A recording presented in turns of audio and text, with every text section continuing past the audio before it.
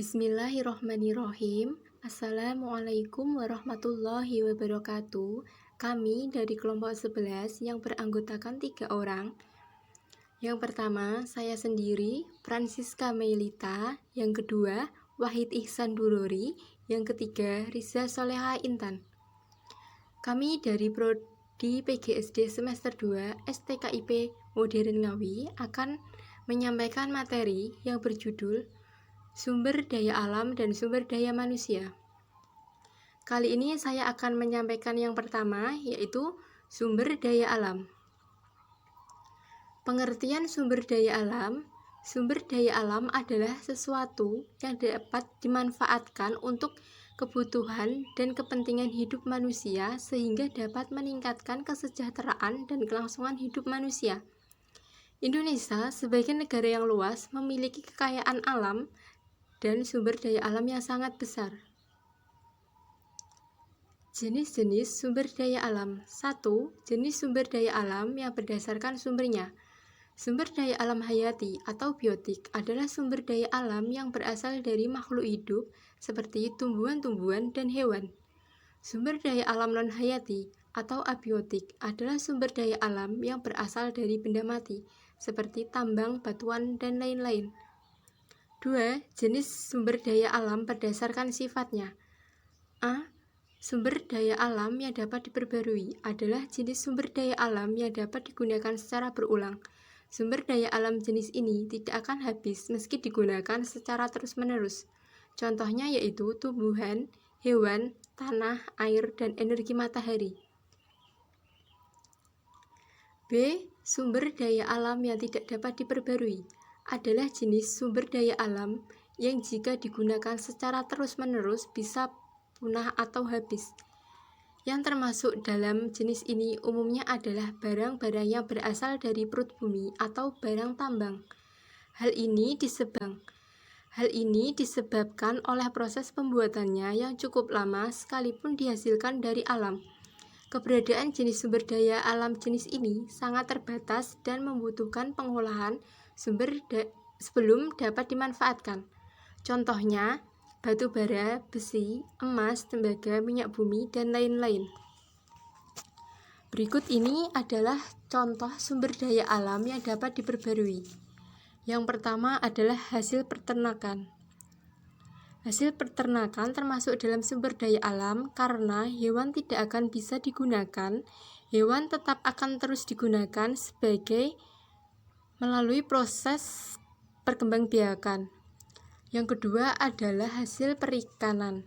Karena ikan dapat bertelur dan menghasilkan individu baru, jadi tidak akan bisa habis. Yang ketiga adalah hasil pertanian. Ini adalah contoh sumber daya alam yang tidak dapat diperbarui. Yang pertama adalah batu bara. Batu bara tidak dapat diperbarui karena apabila telah dimanfaatkan tidak dapat digunakan lagi. Sumber daya alam ini dapat terbentuk kembali namun dalam waktu yang panjang, ratusan tahun hingga bahkan jutaan tahun. Jumlahnya relatif tetap karena tidak ada penambahan atau pembentukan kembali. Yang kedua adalah emas. Emas tidak dapat diperbarui karena terbentuknya emas dari batuan-batuan alam. Jumlah emas sangat terbatas karena proses alami yang berlangsung di dalam perut bumi. Yang ketiga adalah perak.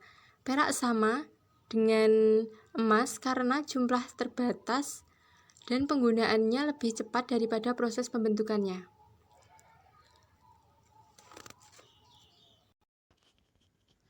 Sumber daya manusia. Apa itu sumber daya manusia?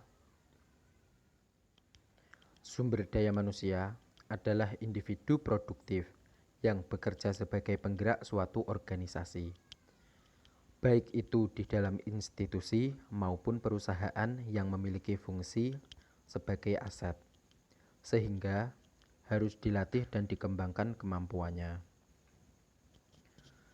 Contoh sumber daya manusia antara lain seperti pekerja kantor, pekerja pabrik, dan lain sebagainya. Pengertian sumber daya manusia menurut para ahli. Menurut Sony Sumarsono, sumber daya manusia adalah usaha kerja yang bermanfaat bagi keberlangsungan produksi. Sedangkan makna yang kedua, sumber daya manusia merupakan kelompok manusia yang terdiri dari manusia yang memiliki kemampuan untuk memberikan jasa. Yang kedua, menurut MTE Haryanza, sumber daya manusia oleh Haryanza dimaknai sebagai salah satu faktor penting bagi sebuah perusahaan selain faktor modal. Faktor sumber daya manusia ini dianggap penting karena membutuhkan pengelolaan yang baik dalam rangka peningkatan mutu organisasi maupun perusahaan. Selanjutnya, pengertian sumber daya manusia secara umum terdiri dari dua, yaitu sumber daya manusia makro dan sumber daya manusia mikro. Sumber daya manusia makro, yaitu jumlah penduduk dalam usia produktif yang ada di sebuah wilayah. Sumber daya manusia mikro, yaitu individu yang bekerja pada sebuah institusi atau perusahaan. Fungsi sumber daya manusia antara lain seperti sebagai tenaga kerja, sebagai pemimpin, sebagai tenaga ahli, sebagai tenaga usahawan, dan berfungsi sebagai pengembangan iptek. Apa itu manajemen sumber daya manusia? Manajemen sumber daya manusia merupakan program aktivitas untuk mendapatkan sumber daya manusia, mengembangkan, memelihara, dan mendayagunakannya, dengan tujuan untuk mendukung organisasi mencapai tujuannya. Sumber daya manusia saat ini memiliki pengaruh besar pada sebuah perusahaan di mana sekarang berada pada perubahan lingkungan bisnis yang sulit untuk diprediksi dan tidak lagi stabil. Perusahaan harus fleksibel, tidak lagi bersikap kaku atau organization rigidity. Kegiatan bisnis tidak lagi dijalankan berdasarkan aturan saja, melainkan juga dikendalikan oleh visi dan nilai.